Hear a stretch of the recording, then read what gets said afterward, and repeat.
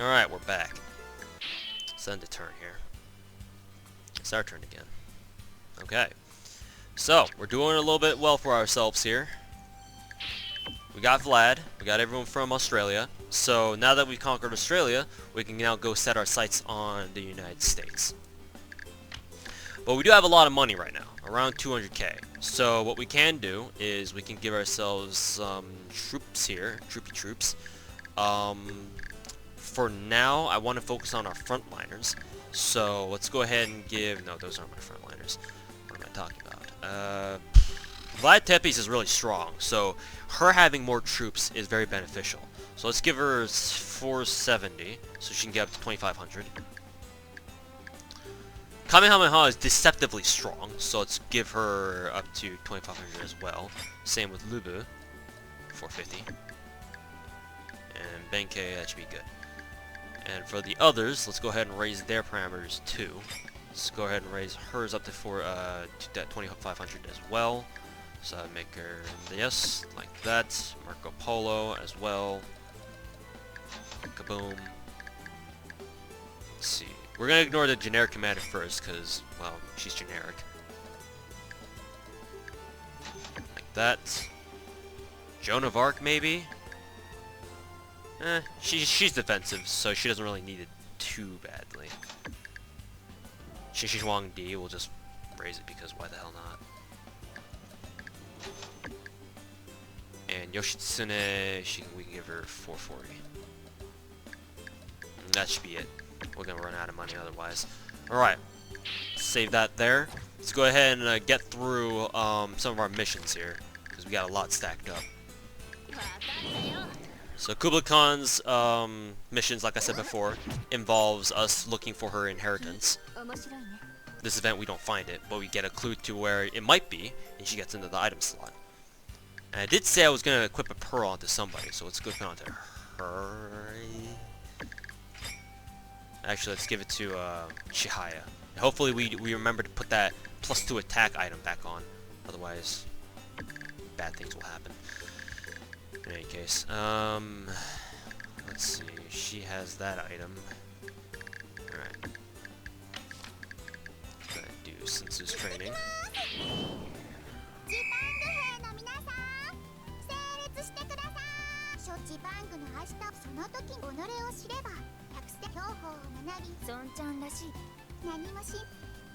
This event's kind of funny. Because Sensu tries so hard to coordinate a good training regimen, and Lubu, all she does is go around screwing Sensu's plans up.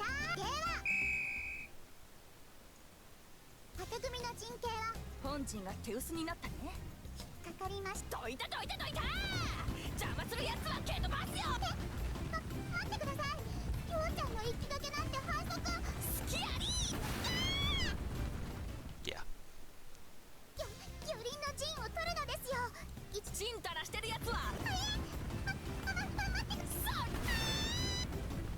And that happens 2 more times. But now, Sun Tzu knows another defensive buff, and that's called Defense Up, which is basically like Attack Up, except it boosts defense instead of attack. So that's good. Now Sun Tzu is gaining a lot more utility, because now she's not just restricted to increasing people's attack, and now she can increase their defense as well, which is very useful. Defense is important. Alright. Do this event too. Sanzo Hoshi's events just involve her dragging Chihaya around to very historic Buddhist locations, I'm pretty sure. Blah blah blah blah blah. I think this is just an equipment slot. Nope, she actually learns a new skill. Okay, let's just check. Let's go ahead and check that out. What is this? New pre-turn event? Alright, just another introduction to her. More of her events. Where is she? So Sanzo Hoshi, Giant Stomp. So basically, it's an area of effect. It's an area of effect attack where you do basically 20% more damage. Well, not that it matters because her original attack deals 20% extra damage by default. But it's a preparation skill just like Dive Impact. But instead of gaining another row of range, you just get to hit up to 3 units at once if she's in the middle. So, pretty useful. She gets to hit everyone in the front.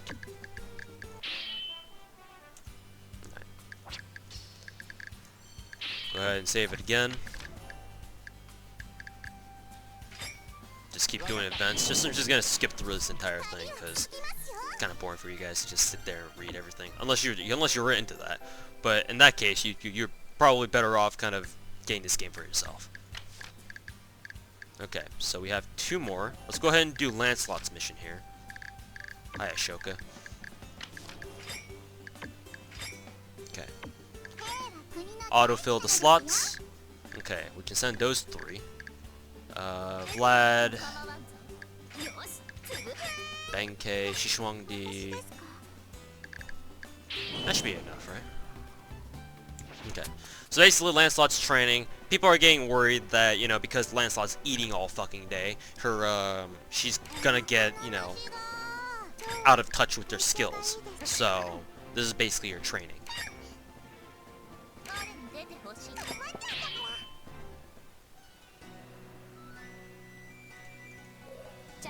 Okay, so let's go ahead and charge. Instant 2 brave right off the bat.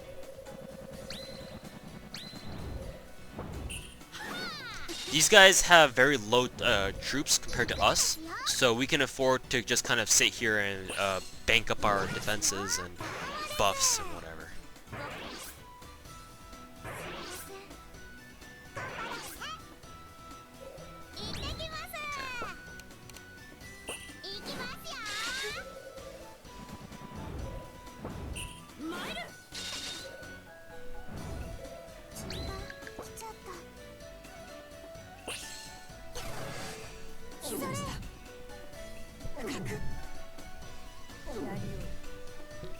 I'm pretty sure the enemy doesn't have any way to get rid of their debuffs, so the more we start debuffing them, better it is for us. Let's go ahead and just wreck the second platoon right there. Nice crit.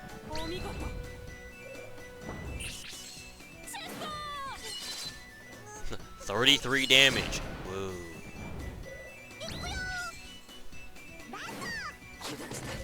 Wrecked.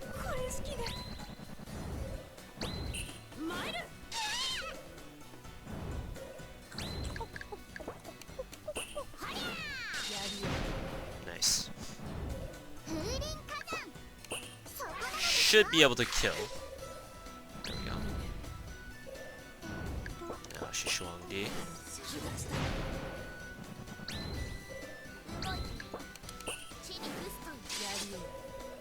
And there we go.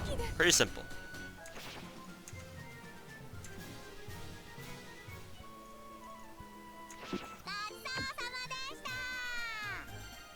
Buster. So Lancelot gets Buster for herself as well.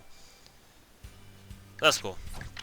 Did that one. And since we can't do any other missions right now, we will go ahead and do this mission right now, which is the event to make contact with America. So let's go ahead and do that. We could probably replenish our troops though. That means we'll give Chihaya back his item, except I guess we already used him, so it doesn't matter. Okay. Let's do it then.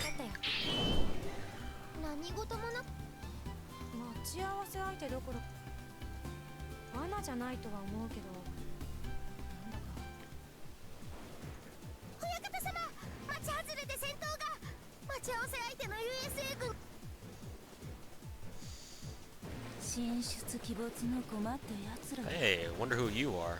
諦めの悪さとしつこさはまさかマナーだけでなくテーブルごとひっくり返される前にジャックポットを狙うしかない。驚いたな。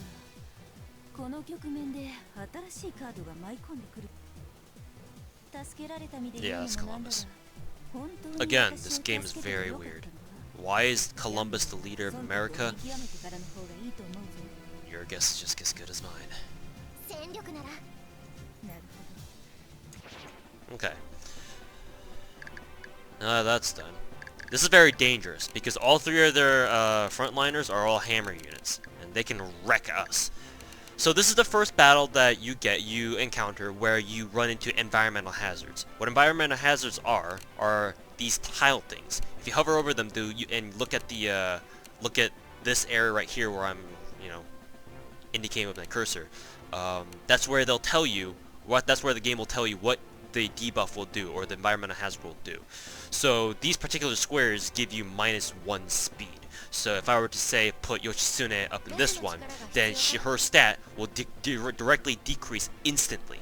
If I were to move her here, then she's just normal. So these are environmental hazards that you want to avoid if you can. Sometimes there are battles or battlefields where you can't avoid them, and you have to end up deploying a unit on that square. And if you do, obviously they'll suffer that whatever debuff that they'll have for being in that square.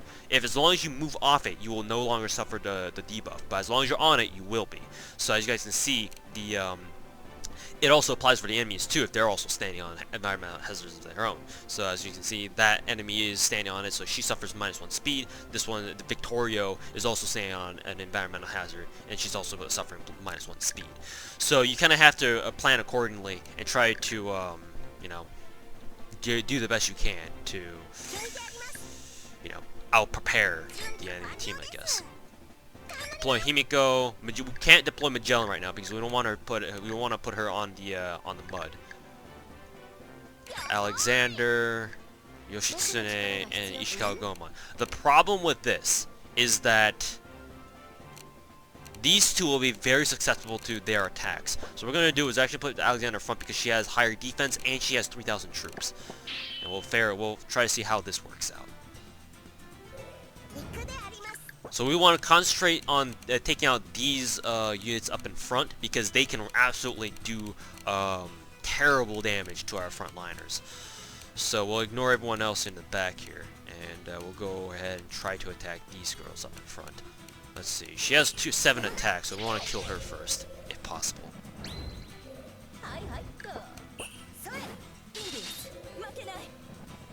Because Himiko doesn't do a lot of damage, let's go ahead and just finish that girl off. That girl unit, I guess.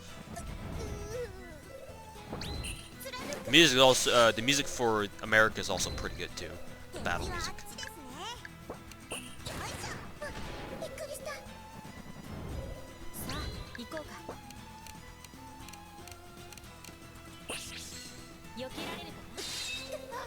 Nice. Imagine if that was a crit.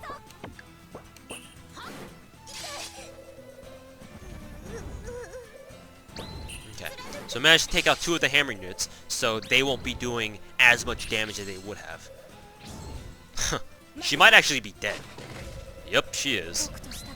So yeah, this game can kind of bullshit you in ways that you didn't expect, because that shit happens where a unit uses a special move that does like super high damage like heavy smash, and that unit just happens to go right away. It's sometimes the game just kind of bullshits you really hard like that.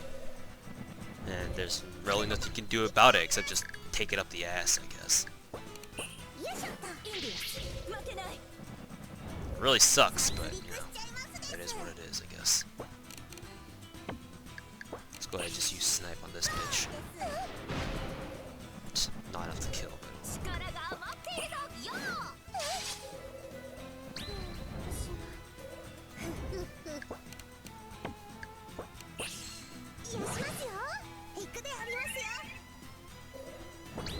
so that's why I said that even if, you know, the enemy unit only has like a couple dozen more troops left, they're always a threat. Because if they use a special move or a special ability, attack, whatever the fuck, and they get a critical, that's like at least 1,000 troops dead, at least. Pretty fucking ridiculous. Sometimes it's really frustrating, but I mean, what the fuck can you do? I'll just make her wait. Advancing everyone now, suddenly having 2 of my units on debuff range.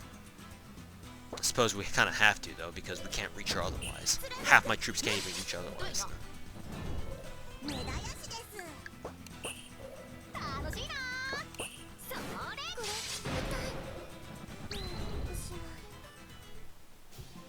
Barely got a great victory there.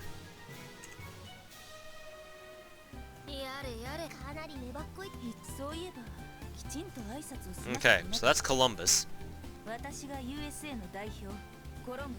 She calls herself representative, but she's actually the leader. 改めて礼を言わせてもらおう。 You find that later, but you know, it gets pretty obvious. ここで会えたゆえ USA はさっきの勢力と交戦 I think Columbus is one of my favorite heroes in this game. そこに地盤部分 I don't know. I just really like the character design, except for this part. I mean, can't anyone wear pants in this game? なるほど、そういうことでやたら頭のいいのでちょっと残念なの正解だ But yeah, Columbus in this game is she's a very gambly kind of person. She has that kind of personality where she gambles a lot, which wouldn't be surprising because I don't know.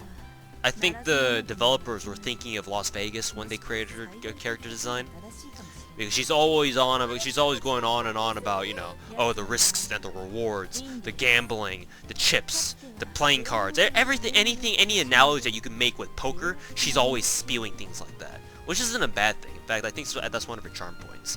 It's not like annoying, like, what is it?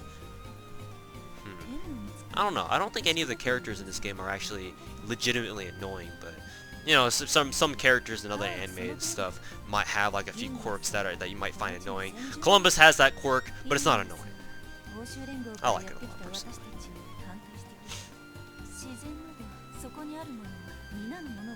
So she explains their relationship, the U.S.'s relationship with the Indias. They were, you know, living together, all harmonious and shit at first, which is, if you have ever studied world history, that's totally not true.